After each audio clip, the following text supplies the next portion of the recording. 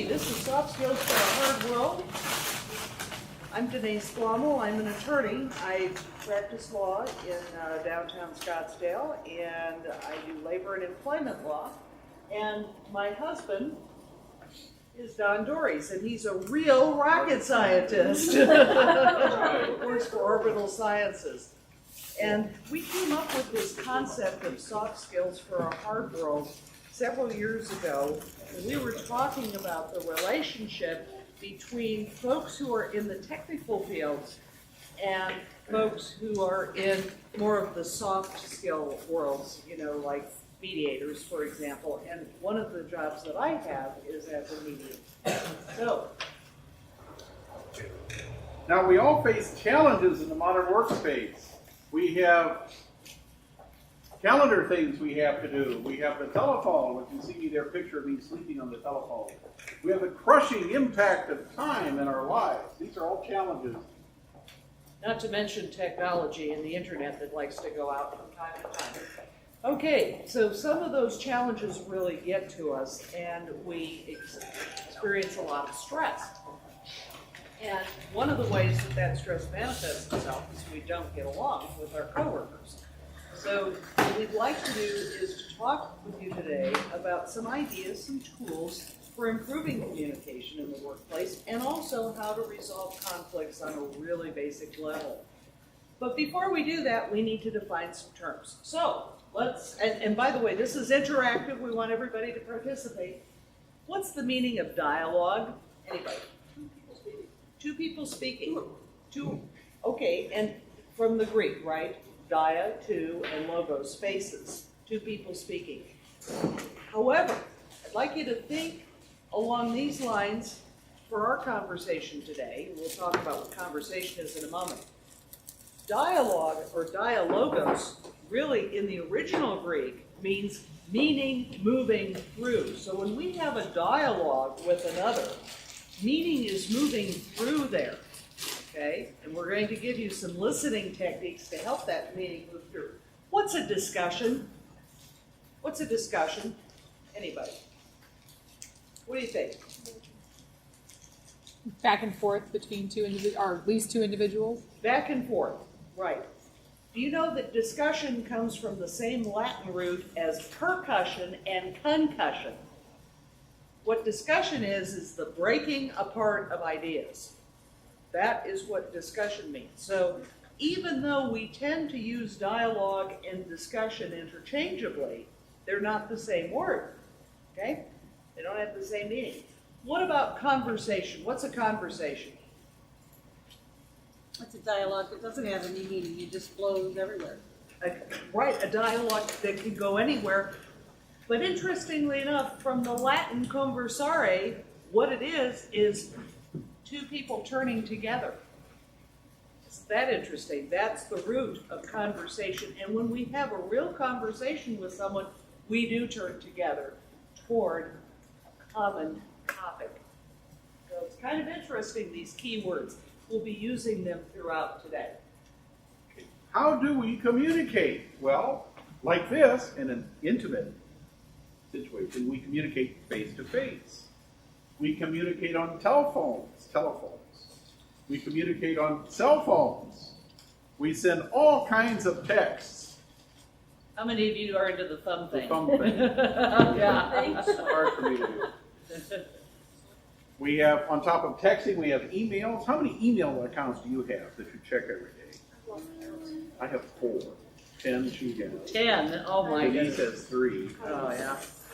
And on top of that, you have social media. You can also send messages that way. I've been conversing with my uncousin, Jonathan Picky Baird, who is in the FSM. And you say to yourself, Flying Spaghetti Monster? No, it's the Federated States of Micronesia, which is a day's journey from Australia. Yes, it's a 4 days journey from here. But social media is a way that we really do stay in touch with each other along with these other ways of communication. So there are all kinds of ways. I still feel that we are starved for face-to-face communication. Now, there are certain levels of communication. For example, At the lowest level is humor and courtesy. And this is the elevator speech. This is when you get on the elevator with someone you don't know and you say, good morning, or gee, it's 117 out, or something like Or that. how about them Cardinals? Yeah, it's very, very shallow. At the second level of communication are facts and information, and most of us in the business world and in the technical world tend to live with facts and information. And that's where we talk, is in this whole level of facts and information, okay? There's an even deeper level, though, and that's dealing with the expression of opinions, insights. Now, imagine that you're over at the grocery store and you're in line. And the person behind you in line picks up a copy of the magazines. You've all seen those magazines. Picks up the magazine and says, look at this article on stem cell research. What do you think about that? I think stem cell research is really awful. What would you do? Tell me, what would you do? What's your first reaction? I'd probably go back and say, well, why is that? Okay, she's She's great. prepared. What would your first She's reaction attended be? the spot. I would say exactly why is that? Why do you think that? Okay, this is a complete stranger now. Okay, what would you do? Same thing. Same thing. Okay, These we've people are brave. got great people here. Most of the time when we ask an audience, what would you do? They'd say, I'd get in the other line. Why? Because it's very unusual for a complete stranger to express an opinion to you. Because it's not at that level of communication. Okay? So you folks are very brave, and congratulations, that's great. Then there's sharing of deep feelings and personal secrets. Would you do that with a complete stranger?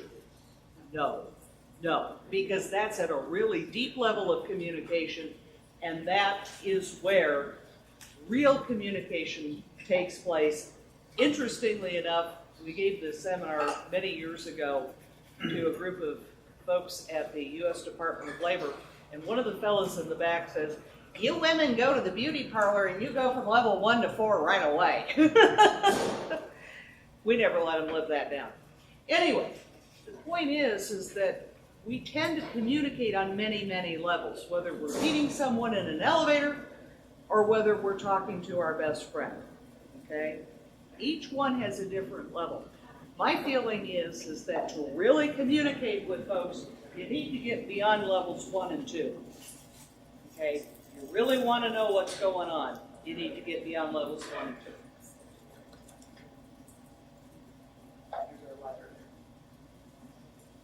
Okay, principles of communication. Some key things here. What we say may not be what is heard. In practicing your communications, it's appropriate to say, I heard you say, or let me reframe that.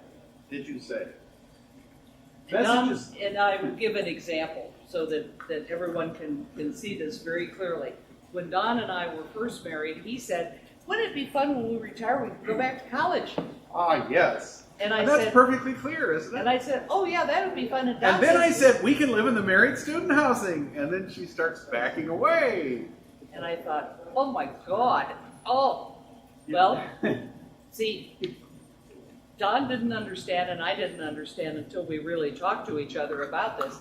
Don went to the University of Iowa, where married student housing was wonderful. There were It these was cute the little best. 2-bedroom condos. Really Yeah. cute. And I went to the University of Arizona, and married student housing was in the Quonset huts left With over dirt from World War floors. II. So when he said married student housing, what was in my mind? Dirt floors, you know? And this is why you need to get beyond levels 1 and 2 when folks are saying, and be sure that what you say is actually what is being heard. Messages contain thoughts and emotions. I love these legal shows on TV. There's this one new one, The Firm. The Yep. Firm. And they have a communications consultant come into this jury trial. And she says, 90% of what you're saying is body language. Not the words you're using, but the body language. So she's coaching it. I guess we're having fun. Someone's leaving here. Okay. body language, having fun. And she's back in the back of the courtroom coaching him how to move, on his gestures. Not at all on what he's saying, just his gestures and how he portrays things. So messages contain thoughts and emotions. How we physically respond is a better indicator than what we say. Like if I sit here like this, you know, I kind of talk like this. You get a whole different message than if I look you right in the eye with the same words. And there's a time and a place for everything. Boy, is this a time and a place. Okay. If your coworker is working on a rush job, is that the time that you're going to approach your coworker about the problem you've been having with her? No.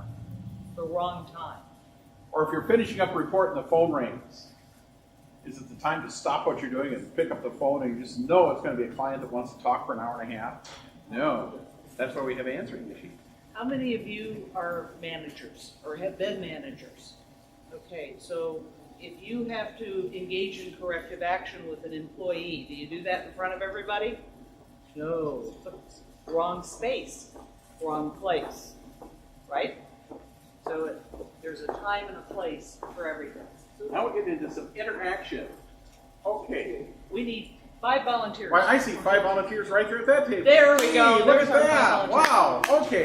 Did you all get cards, by the way? Yes. Yes. Okay, and you all have cookies? Okay, Yep. good. Yes. Then we have more of each. Okay. Yes, okay. We're going to number you left to right. Left to right. Okay. 1, 2, 3, 4. Well, actually 2, 3, 4, 5, 6, because I'm going to be number 1 in this case. Now, each of you is going to read that entire sentence, and you're going to emphasize just your word. I will demonstrate. I'm going to emphasize the first word. I never said that to him. Now, you're going to read it, and you're going to be the second word, I never said that to him. and you're going to be the third word. I never said that to him. I never said that to him. I never said that to him. I never said that to him. How many sentences? How many sentences? 6 different sentences. One sentence, 6 different meanings.